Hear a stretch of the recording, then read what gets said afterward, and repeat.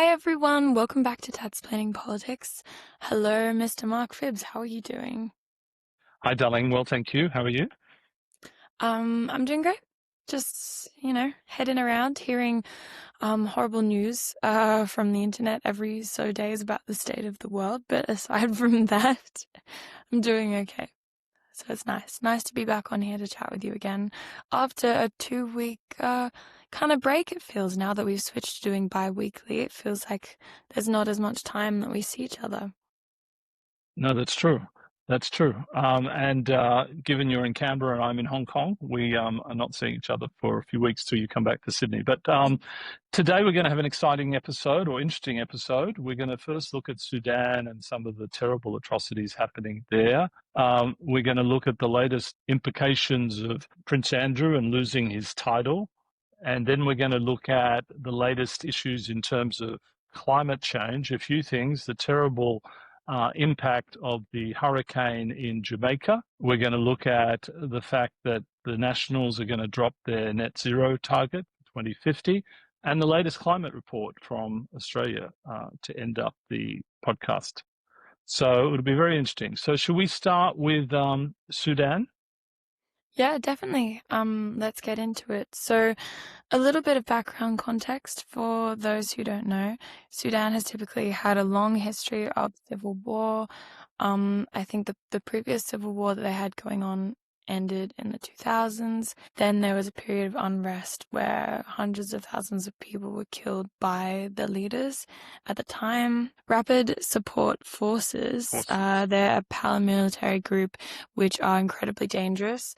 The Biden administration, when they were in power, they accused them of genocide because of the mass atrocities they have committed. They have killed mass numbers of people, innocent civilians, just in their campaign for taking over various areas of Sudan. Their main goal is to have total control over Sudan. Obviously, there's a lot of other rebel groups that are resisting that, and a lot of ordinary people who are resisting that as well because they don't have the people's human rights in their heart. They don't seem to care about that. There's also been occasion of mass rapes and plundering, which seem crucial to their military campaign. So it'll be interesting to see how that continues. At the moment, it's the world's worst humanitarian crisis, which is really saying something considering everything we've seen in Gaza. But that's a little rundown. What do you have to It say on that? it's fascinating here because the head of the military and then the rapid support forces, they years ago used to work together, but they have different views of the future of Sudan. And so the challenge is the RSF are brutal people, as Freddie's just spoken about. They've just taken over the city of El Fasher in the Darfur region. And so it's just shocking what's happening to the civilians there. You know, their vision of Sudan, either scenario is pretty bad, what the vision of Sudan is. So it's a terrible situation and doesn't get a lot of coverage internationally, right, with all the other things going on in the world, which is why it's so important for us to raise this here with people. And in fact, one of our listeners raised this with me to discuss this as well as you, Freddie. So, an important point to talk about in terms of Sudan. And the challenge is how do you have a United Nations force or any other country to get involved in this and do this with all these other issues happening around the world and the lowered strength of the United Nations given their lack of funding, et cetera, over the last year or two. Definitely. I mean, that's a really good point to make. I think the world was already very precarious a few years ago before the UN started to lose all its power and before international law started to lose all its power. It was still weak in comparison to like domestic forces. There was barely anything it could do. It could put out arrest warrants, it could try send peacekeeping forces, but it couldn't completely take control of a country. It couldn't complete a transition to power in a country. It was limited, but now it's even more limited, right? Because they barely have any funding, and it feels like the world is just sitting back and watching as these atrocities continue. I also think it's an interesting point you said about how it hasn't been covered in traditional media. I wonder why that is. I wonder if the rise of far-right extremism and this xenophobia, right, really reflecting in on your own people and caring about what's going on in your own country, all associated with the cost of living and internal pressures, means that we don't seem to care about people who are on the other side of the world as much as we would have in the past. It was almost a Hmm. luxury that we had the time to look abroad and see what was happening there and try and weigh in on it. And now it feels like we don't have the time and or money to be doing that. Or the media doesn't seem to care about it in a way that they used to. I, Because th- yeah, sorry, you I think continue. it's a great point you make because I think everyone's been given permission to be more selfish than they would have been in the past and just be concerned with their own issues Totally. and put that out of their mind, these things happening. Particularly, I would contend in Africa. Africa's always been the place where people expect this sort of stuff to happen, which is Yeah. atrocious, and therefore it's a lower order than what's happening in Ukraine or what's happening in Gaza, etc. But one interesting thing that would be interesting to explore is China's investing big time in Africa with their Belt and Road Initiative, more than anyone else. But when does China ever get involved in any of these conflicts to save people? They don't really. It's all about economic growth and economic prosperity as opposed to any Mm. sort of moral leadership. But it's interesting because they are espousing to be more of a model leader in the world recently, with the aberrant ways of the US. So if they're really going to do that, they're going to need to get involved in some of these humanitarian crises at some point.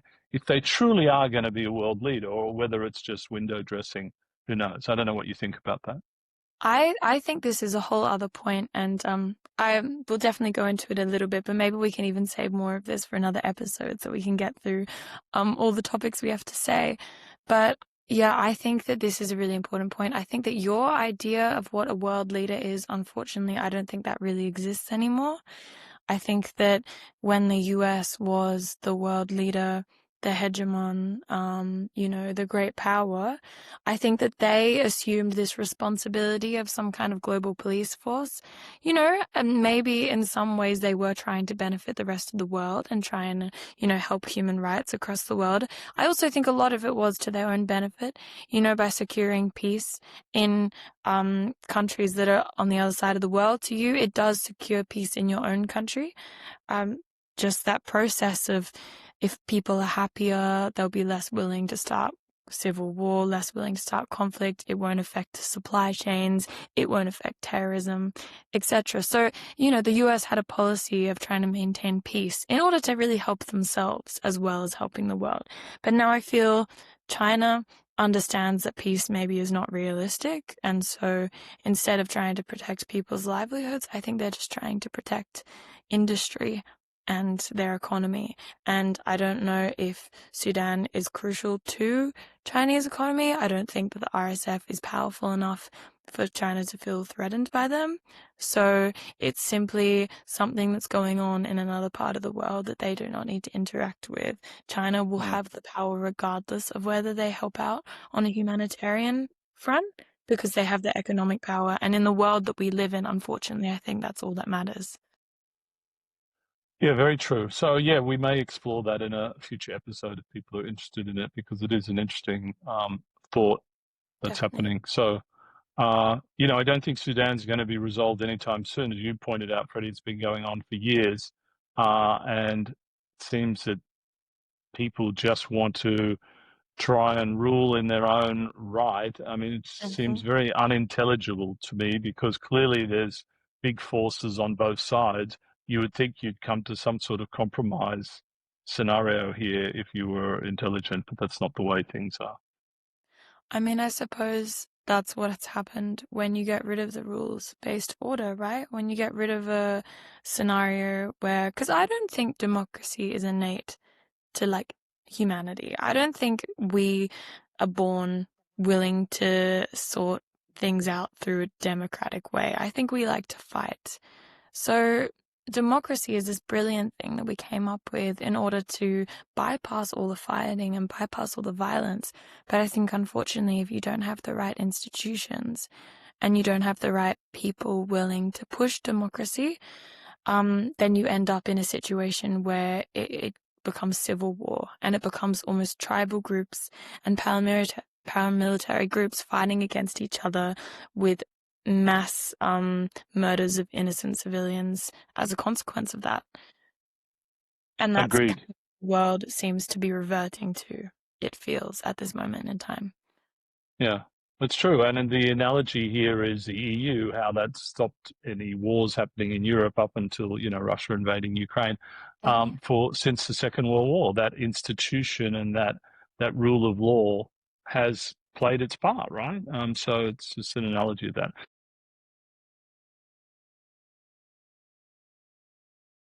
Let's change our pace to Andrew Mountbatten Windsor. Um, the the fall of a prince, Dufray, the woman who was Giuffre. allegedly accosted, Dufray, Giuffre, Giuffre. Giuffre With the G. was accosted by Andrew some years Accosted. ago. She claims in her memoir that he raped her 3 times, twice when she Okay, was 17, and then once later on because she was sex trafficked by Epstein, and she Epstein. was Okay. Epstein's main accuser. But that's yeah, sorry, just to I'm in here with Um, my own. so Andrew, as just some background, has led this very privileged life and is, on all reports, is incredibly arrogant and entitled and was the favorite of the Queen, and has been bailed out many times, to the tunes of millions of dollars. Often was not very nice to household staff in the palaces, etc. And on all reports is not very well liked by other members of the royal family and the Yeah. staff, etc. But this is an incredible fall from grace. So losing all titles is going to be moving out of Windsor because Kate and William and family have just moved to their forever house just 2 kilometers from where Andrew's been living. And so they don't want, I mean, this is an existential threat to the royal family, right? It reminds me of Princess Diana's death and public opinion getting out ahead of the royals reacting to it. It's great what King Charles has done in terms of Andrew, but he's behind public opinion on this because it took him a long time. Because you can imagine for a brother to do this to his own brother is a really hard thing. Okay. Good. Um, But so can I jump in there? I think that that's what makes him different, maybe even to Queen Elizabeth, because I don't think that she would have taken as long. I think that her commitment to the royal family and the monarchy in general is so absolute to who she was. And, she stripped him of his military medals as soon mhm. as Virginia Giuffre even accused him. She stripped him of his military medals like that. She didn't wait for the verdict or anything else to happen. She decided that that was the time to move and that was the time for action. And it has taken Charles a long time, whether that's because it's difficult to remove royal titles or whether that's due to his own, confusion on the matter. We're not sure, but he Or is, loyalty to his brother. yeah, yeah, You know. this is true. But the media has tried to skew it that he is not loyal to his brother and that he has been wanting Andrew out for a long time. The BBC and the British media has tried to say that. Um, So, they're dealing with this because Andrew will move to the Norfolk estate, which is called Sandringham, which is a huge estate, and that's owned by the king.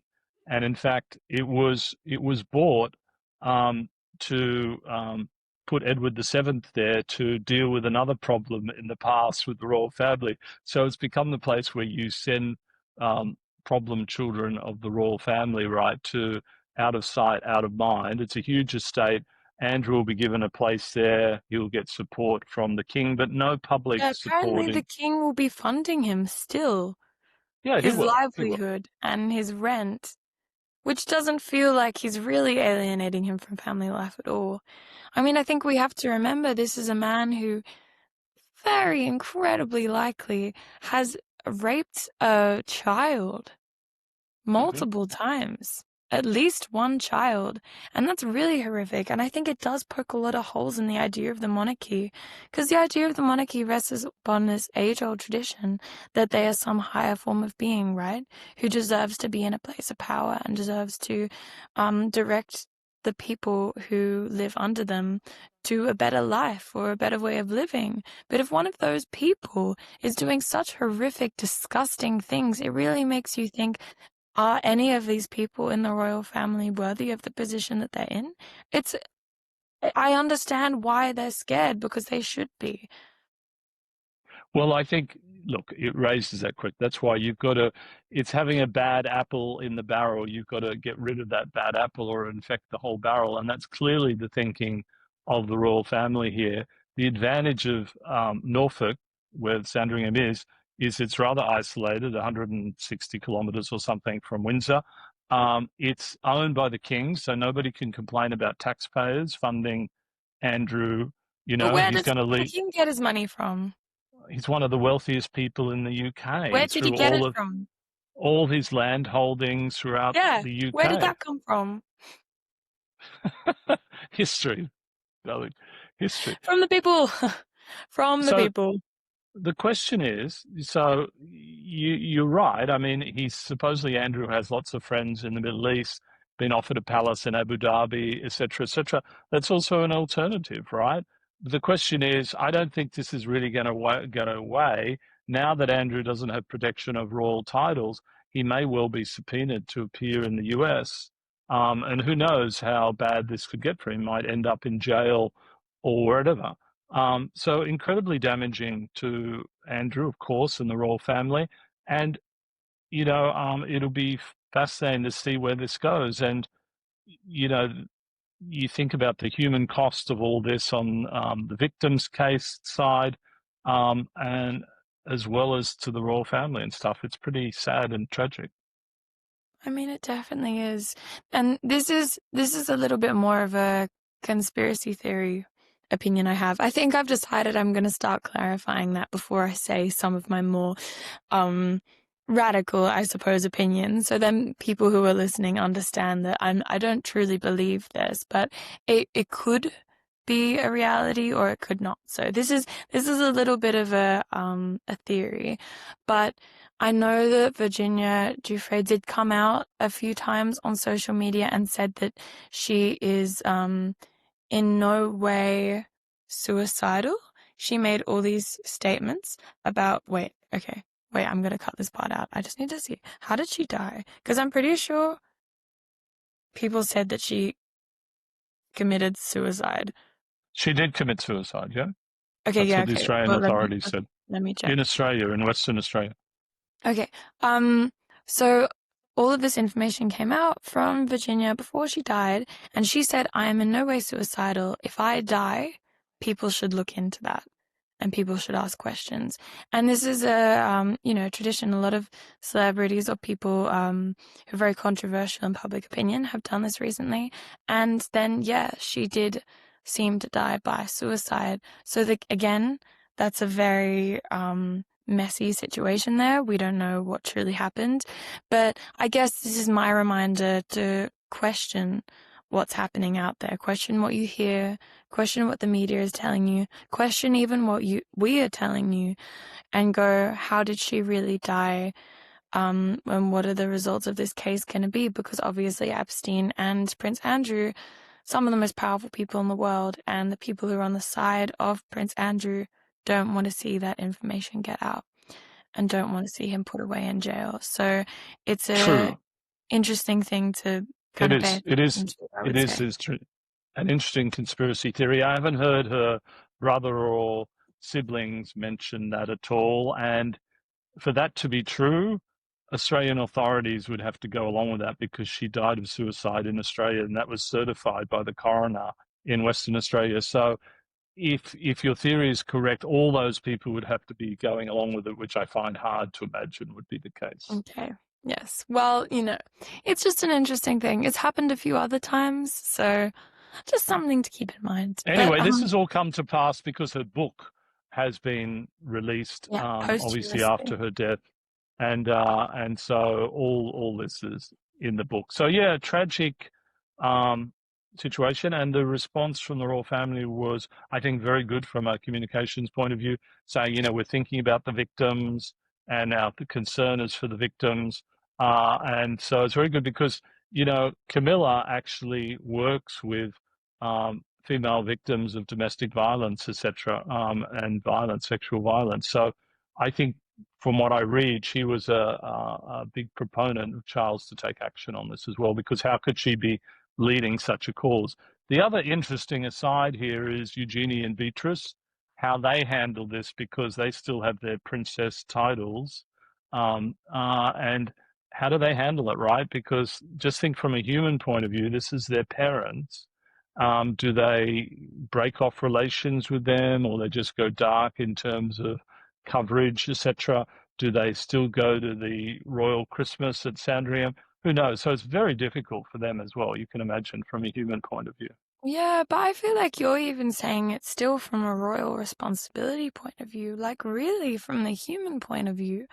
Like Fergie has admitted to sending money to Epstein. She's admitted to being aware of what was going on. These are these two women who know that their parents were involved in a child sex trafficking ring. I mean, psychologically, that's really difficult to come to terms with, and it must have affected them in some way. And I hope that in some world, they're getting therapy and they're talking about it, or maybe it's made them have some pretty strange opinions and thoughts as well. I really don't know enough about it. But for a woman to be in that position, knowing that your father had done something so atrocious and disgusting, it would make you rethink everything that you believe in. Mm-hmm. So, I mean, yeah, you don't wish anyone to be in that position. And it's definitely going to be very difficult. But to move on, I think to move on to a different topic, because this one is a very doom and gloom. The next one kind of is too, but like this one is particularly doom and gloom to me, I feel. Um, Let's move on to what has been happening in Australia, and we'll talk about Jamaica as well and Hurricane Melissa, but really climate change and the updates politically on how our two main parties have been dealing with climate change and the climate change targets, etc. You want to? First of all, Melissa, the worst hurricane to ever hit Jamaica and the Caribbean. I mean, just devastating impact there, and also in Cuba as well, Yeah. and just terrible stuff. I mean, for countries to recover from this is really, really difficult, right? They need a lot of help, etc., to recover from this, and it's difficult. I mean, Jamaica's not incredibly poor, but they're not that wealthy either, right? So, it's a real challenge. And I mean, as well, this is just another one of those instances of Jamaica is not a country who has historically had much to do with climate emissions. Like they're not a great exporter of coal or oil or anything like that. And yet they are now being targeted by climate change. So the actions of, the US, China, Russia, Australia as well have now affected Jamaica in a massive way.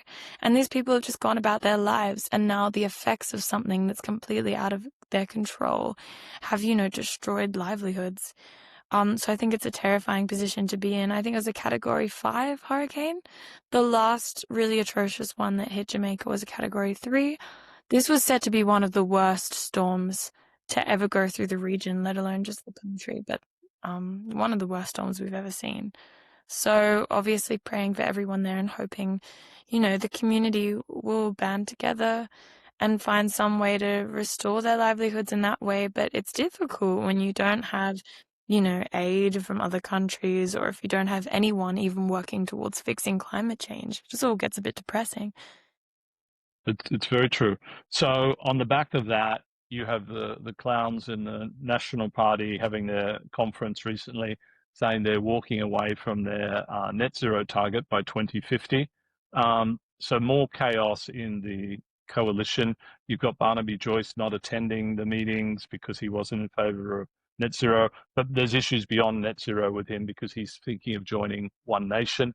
Um, it's just, for me, it's crazy because what they're trying to do is move to more of a right-wing stance to become a little bit like reform in the UK. And the challenge from a climate change point of view is countries are losing momentum on this. Their argument is, why should Australia be ahead of the pack in dealing with climate change? Let's just be in line with China and the US, et cetera, and not be ahead of that because it will deindustrialize our economy. And it's an interesting argument because if you think about Tomago, which is the largest aluminium smelter in I believe. Australia, aluminium smelter in Australia, they're saying they're going to need to shut down unless they have certainty of power costs because power costs are way too high in Australia, right?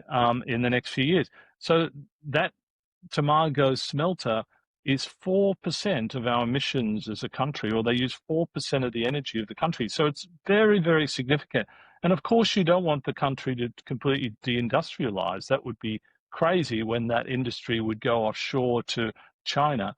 So that's the big policy question. Freddie, I don't know what any thoughts you have on that. I mean, as you probably guessed, I have a million thoughts. I have so many thoughts. I think that, you know, it's taken a very long time for us to get to this point.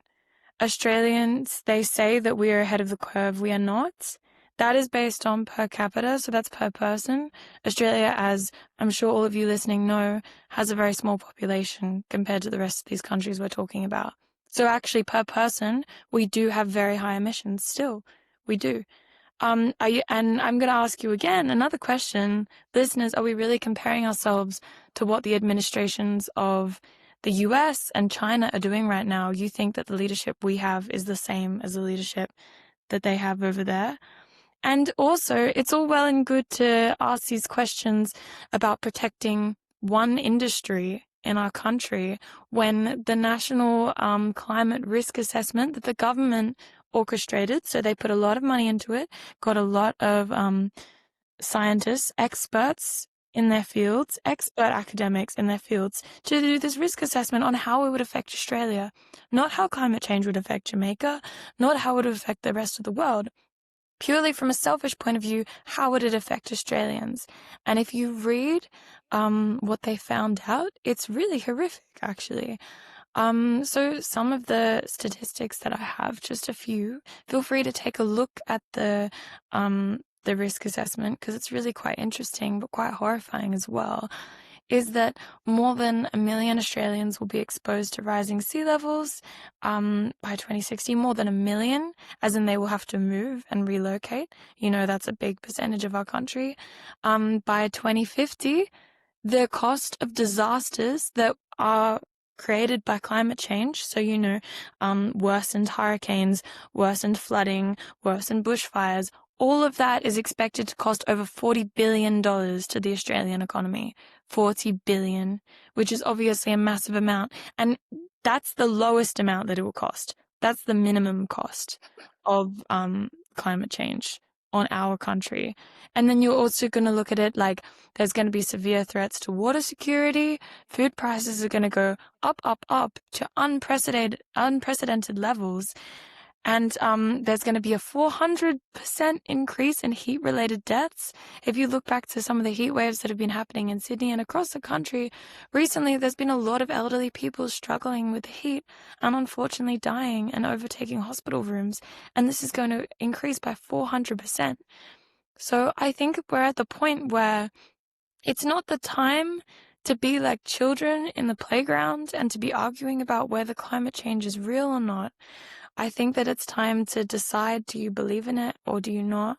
And if you believe in it, you really have to get out there and start making a change because expert climate scientists and scientists across the world, including the late Jane Goodall, believe that we have crossed too far. Emissions have gone too far. They think that there is no turning back. We have reached the 1.5 warming worldwide that scientists have been warning us for since the 80s will be an irreversible turning point in the Earth's climate. And we've reached that. And is this ringing alarm bells across the world? Not as much as it should be. So Agreed. I get tired talking about whether one company is going to go under when we're talking about the fate of the human race itself. Mhm.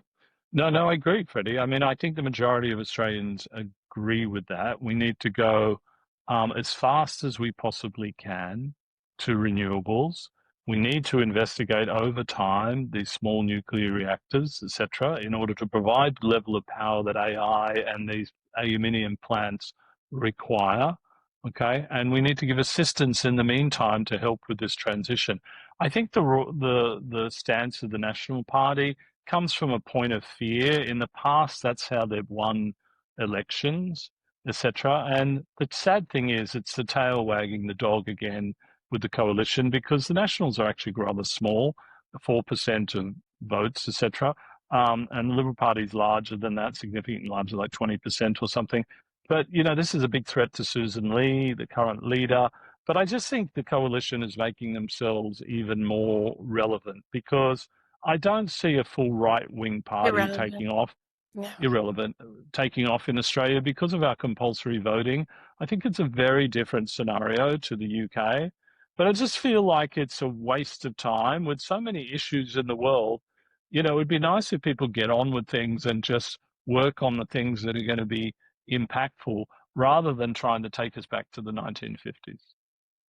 I completely agree. And I love how you ended that. I'll just add one more thing as well that I thought was interesting that Chris Bowen said. Because, obviously the Labour government has things to work on too. And Chris Bowen Sure. does too. But he said, interestingly, in response to David Littleproud's announcement, he said, regional Australia has the most to lose from the effects of climate change and the most to gain from taking action.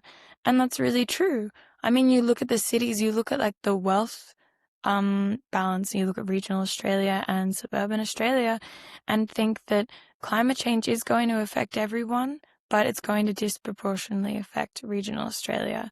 And why it's almost offensive and disgusting for the people who are representing regional Australia to be so against, um, protecting them and so against Hmm. protecting their livelihoods. It's just Yeah. not realistic, to what's the right option to take.